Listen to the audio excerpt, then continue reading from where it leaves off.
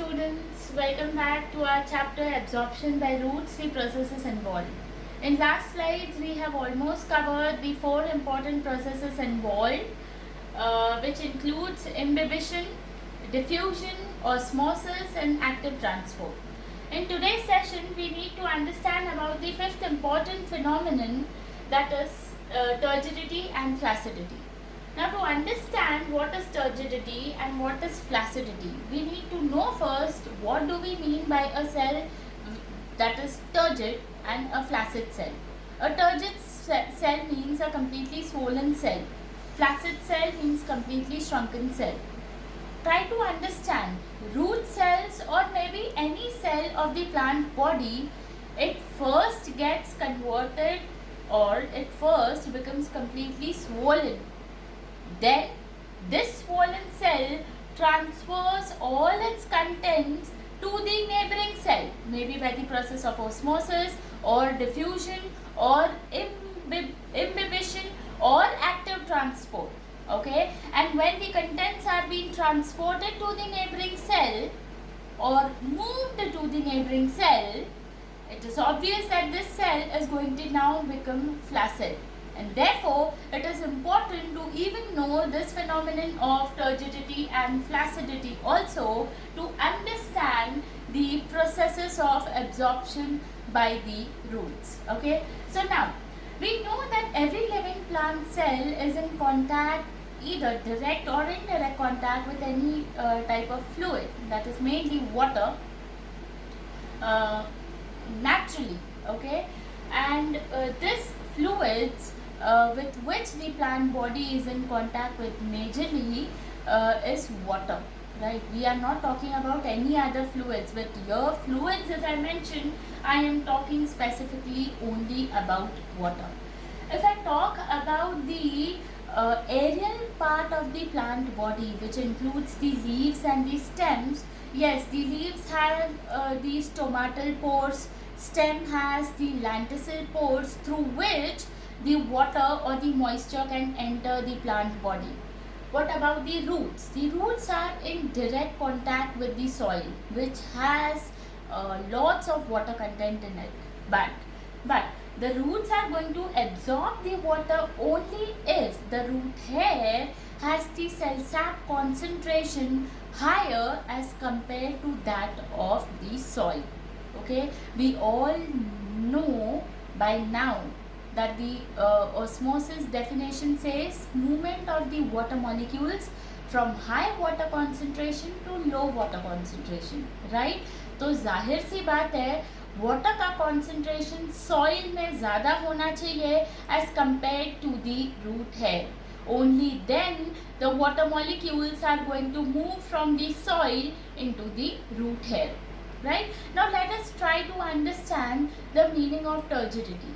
Now, if the if the cell is decent enough to take in the water, right, and उससे ज़्यादा अगर उसको पानी नहीं चाहिए, if the cell cannot accommodate more water in it, that means it is fully distended, or you can even say it is fully swollen.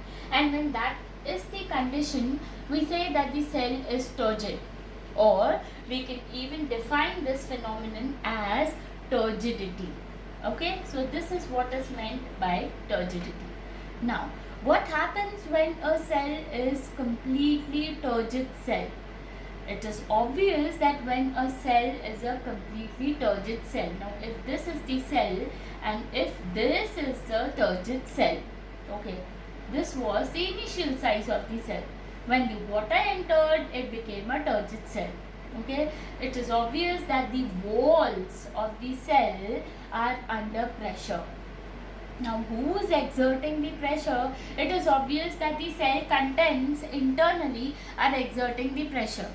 अब यहाँ पर दो तरह के प्रेशर आ रहे हैं. One pressure which the cell contents are exerting, and one pressure which the cell wall is exerting on the cell contents, right? I hope you all understand. एक pressure वो होता है जो सेल कंटेंट्स एक्सर्ट करते हैं from inside on to the wall.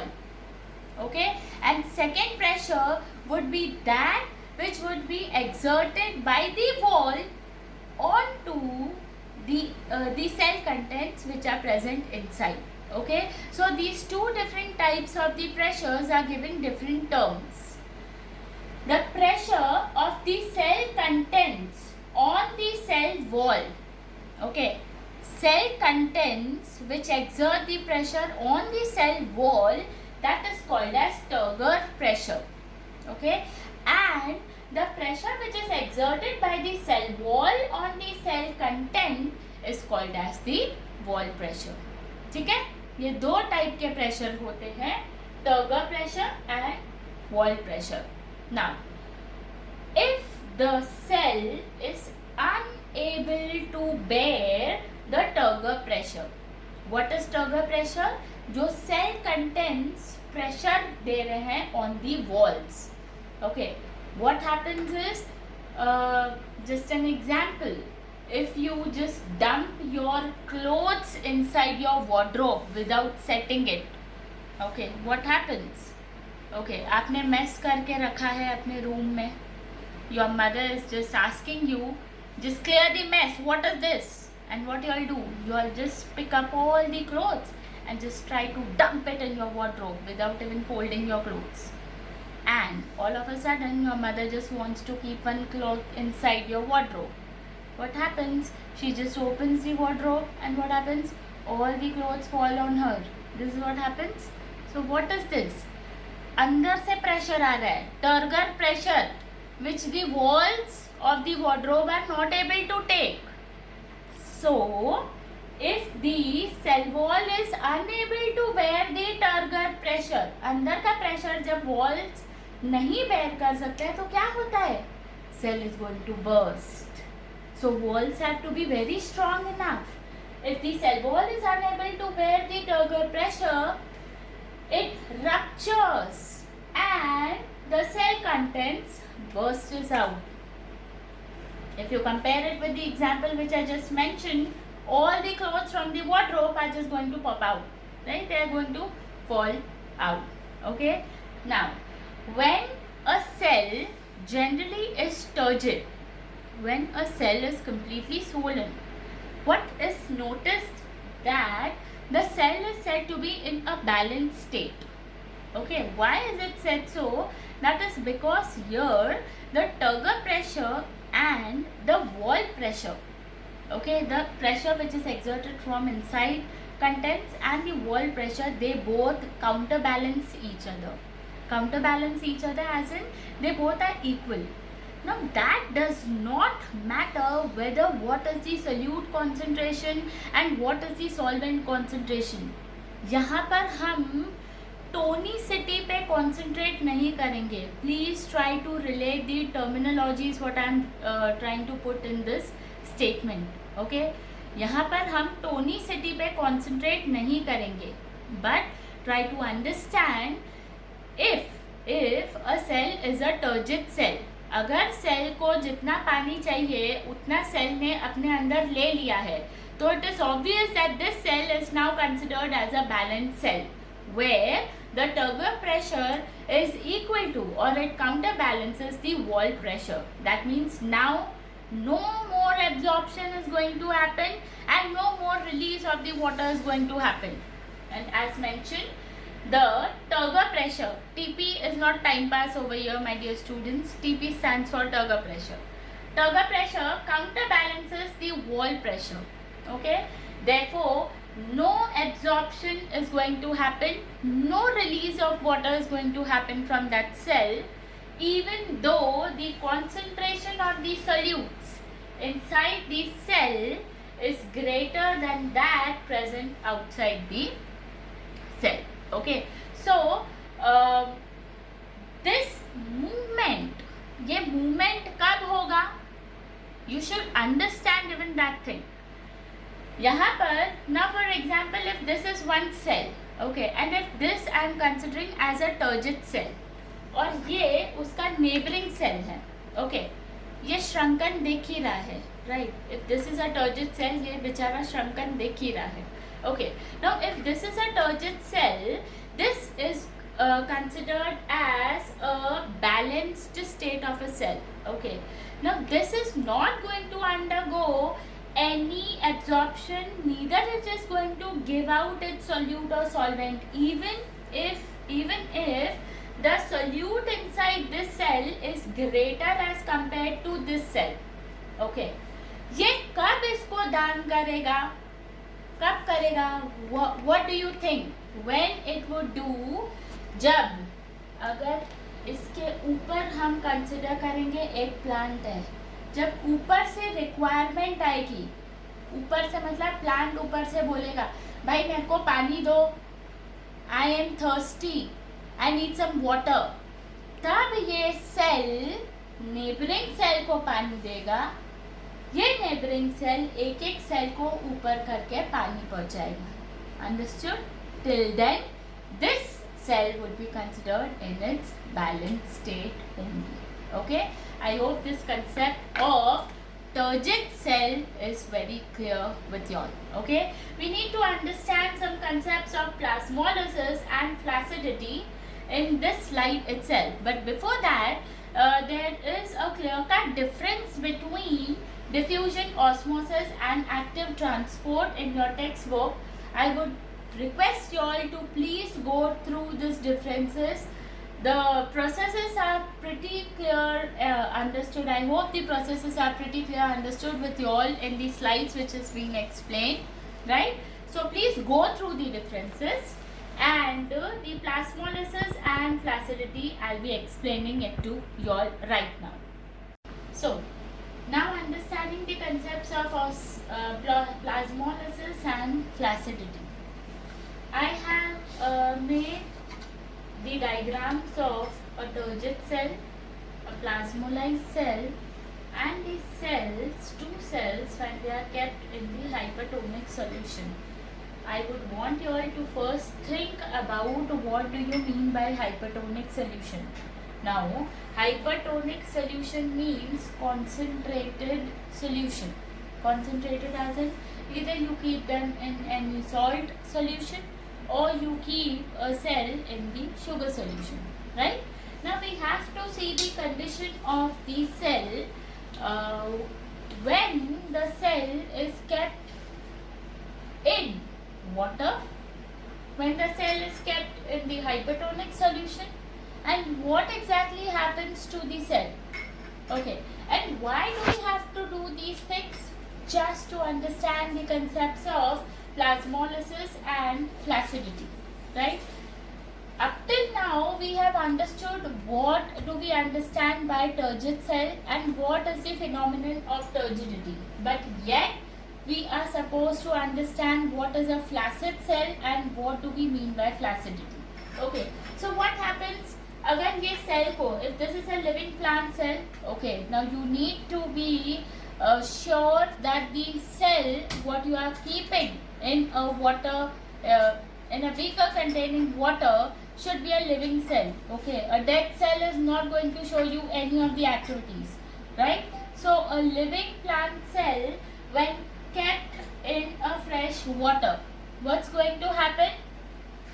Simple phenomenon of osmosis, that is the cell is going to become turgid, showing the phenomenon or exhibiting the phenomenon of turgidity, right? So if this is that cell, this is mere the structure of the cell. When you place this cell in a fresh water, what is going to happen? It is just going to absorb the water from the beaker, becoming a distended cell or a swollen cell or a turgid cell, exhibiting the phenomenon of turgidity. Now what happens in the second two diagrams? When you keep this cell, the same cell, in a hypertonic solution, that means if the same plant cell is kept in 5% salt solution, if you keep the same plant cell in 5% salt solution for few minutes, what's going to happen? The cytoplasm is going to shrink, okay, and the cell membrane, I repeat, not the cell wall. अब देखो, जो black colour का मैंने दिखाया है ना, this is your cell wall. I have even labelled it over your. Okay, red colour का जो है ना labelling, that is your cell membrane, also called as plasma membrane. And उसके अंदर जो ब्लू कलर का है, that is your vacuole. The membrane is called as vacuolar membrane. Okay, and उसके अंदर the blue colour contents are your contents of the plant cell.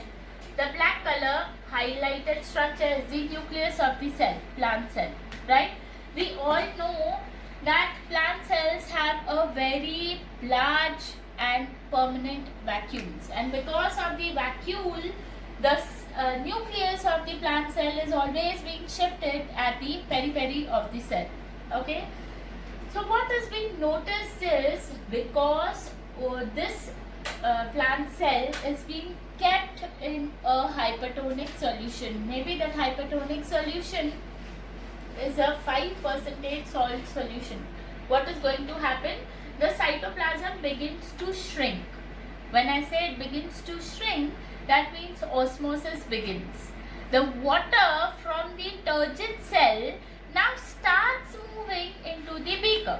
Okay, showing the process of osmosis. Okay, that means the water is moving from the cell into the beaker, from the high water concentration to the low water concentration, thereby showing the shrinkage of the cell wall. So this shrinkage from the cell wall is called as plasmolysis. Here we understood about the term plasmolysis. Basically जब हम lysis सुनते हैं या lysis word सुनते हैं, जैसे हम hydrolysis या हाइड्रोलाइसिस ऐसे वर्ड सुनते हैं, so lysis is basically break down. Okay, so your lysis is what, not break down doesn't always means that it is complete breaking down. Okay, but here you can say that lysis can be something like removal. Okay, when I say plasmolysis, so you can relate it to removal from the plasma membrane or through the plasma membrane. You all can just relate it in that way so that you all can remember it. So what is plasmolysis? जब plasma membrane से चीजें remove होती है, क्या remove होता है? It is obvious that we are discussing about और we are relating the concept with the concept of osmosis only. So we are going to talk only about water molecules. ठीक है, so जब पानी निकलता है from the plasma membrane, so the cell is going to exhibit the phenomenon of plasmolysis, and when the water is removed, it is obvious the cell is going to be seen as a shrunken cell. So all the cells what I have shown you all in the sequence is mere the processes of the plasmolysis, and at the end what cell I have shown is a complete shrunken cell. Now, you all would be noticing that the external part of the cell is intact. Only the internal cell contents are completely shrunken. Now, why so? That is because the the cell wall. Okay, the best part of the cell, plant cells, is that it has the another important protective membrane apart from the cell membrane, that is the cell wall, that maintains the rigidity of the cell. Okay, so the cell wall maintains the rigidity. Internal structures भले ही उसको shrunken cell, flaccid cell बना देते हैं, but the entire rigidity is being maintained by the cell wall. Okay, so this concept is called as plasmolysis, right? Where the water is being removed, right? The cytoplasm is shrunken, the cell membrane is completely shrunken. The shrinkage of the cell contents is called as plasmolysis, leading to the cells called as flaccid cell, and the plasmolysis ultimately leads to flaccid cells or leading to the phenomenon of flaccidity. Now, if however you keep this flaccid cell back into the water solution, plain water solution, huh? No hypertonic solution, plain water solution. What's going to happen? Again osmosis होगा. Okay, high water concentration to low water concentration. फिर से पानी cell के अंदर भरता जाएगा, cell turgid होता जाएगा. But condition supply. What should be the condition? ये फ्लैसिड में सेल मर नहीं जाना चाहिए. Okay, you all know. I hope you all know about this fact that जब एक ह्यूमन बॉडी को भी कंसिडर किया जाए तो हमारी बॉडी डिहाइड्रेट होती है. You know the facts of dehydration, that sometimes if we get over dehydrated we can even die out of dehydration. हमेशा नहीं होता है, so don't get worried. Oh God, my body gets dehydrated, I can even suffer through because of dehydration. No, and that is extreme conditions that I'm mentioning to you all. So same as with the plant cell also. If the plant cell is extremely dehydrated, okay, and plasmolized completely, and if it is dead, and then if you all are trying to put it back in a beaker and and expecting कि यार it is going to come back to its normal state and it's going to get converted back into a turgid cell, no, it is going to come back to its distended stage or a turgid stage only if this cell is a live cell. It's a living cell. Okay, then that stage of returning back from a plasmolized cell, undergoing again osmosis and becoming a turgid cell is called as deplasmolysis. Okay, I hope both the concepts of plasmolysis and deplasmolysis is very clear with you all, right? Your textbook is going to tell you all the definitions of turgidity, plasmolysis and flaccidity. I request you all to please go through all these three definitions and thoroughly learn them from your textbook. Okay, I would not even want to read it because I hope the concepts are pretty clear with you all with the concepts what I have explained, right? So please go through the terms that have been defined in your textbooks and your concepts will be even clear when you all just read these definitions, right? Now, understanding the uses of turgidity to the plant body. The uses. What exactly is the use of turgid cell? Turgid as in the swollen cell. सबसे पहले, it provides the rigidity to the soft tissues such as the leaves. Yes. If you all notice the leaves of the plant. Now see, I have just for you all, huh? I just broke one leaf from the plant. Poor plant of mine. Okay, so one leaf. So this is the petiole part. Okay, this is the petiole part and this is the leaf. Okay, so what happens is during the daytime I couldn't get the entire plant to show it to you all. So during the daytime we all know this fact that plants undergo transpiration, that is loss of the water through the aerial parts of the plant body. So here stomata could not be seen to you all because they are microscopic structures. But through the stomatal opening जो lower epidermis में present होते हैं, नीचे यहाँ पर present होते हैं, ये स्टोमेटल पोर्स से क्या होता है, ये लीव्स विल्ट हो जाते हैं. विल्ट होना मतलब मुरझा जाना. ठीक है. When you all can just, if you all have plants at your home, please go to your balcony area, to your window area, please go and see them. During the daytime, you all would see that the plants generally tend to wilt during the daytime. But why is that so? That is because of transpiration. But during the night time, that is not the case because transpiration does not occur during the night time. So it is obvious that ये rigidity जो होती है ना, that is very important for the plant body. And ये rigidity जो होती है, that is seen only during the night time, जहाँ पर जाहिर सी बात है, what is transpiration? It is equivalent to the process of sweating.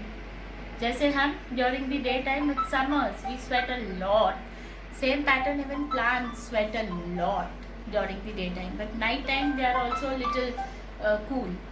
Even our body is cool. So yes, turgidity is good because it provides rigidity to the soft tissues such as leaves. So this is one of the advantage. Second is turgor pressure. It helps to push the seedlings gently or even the mushroom growth through the hard ground surface area. Turgor pressure, as you all know, it is the internal pressure which is being exhibited by the cell contents onto the walls of the cell. Okay, so this turgor pressure, it is going to be obtained when a cell is a turgid cell. Okay, completely swollen cell. This turgor pressure is only going to allow a seed to come out of the ground surface. Sometimes you would have even noticed that roots are so turgid that they even crack the ground surface area. Okay, they are so turgid. So this turgidity at times plays such important role in the plant body. So especially that cracking of the ground surface area by the roots is not that important, but definitely it is important for the seedling to come about the or to grow into the plantlet. Okay, so I could just mention 2 important uses. 3 more uses are left, which I would be continuing in the next slide. Thank you.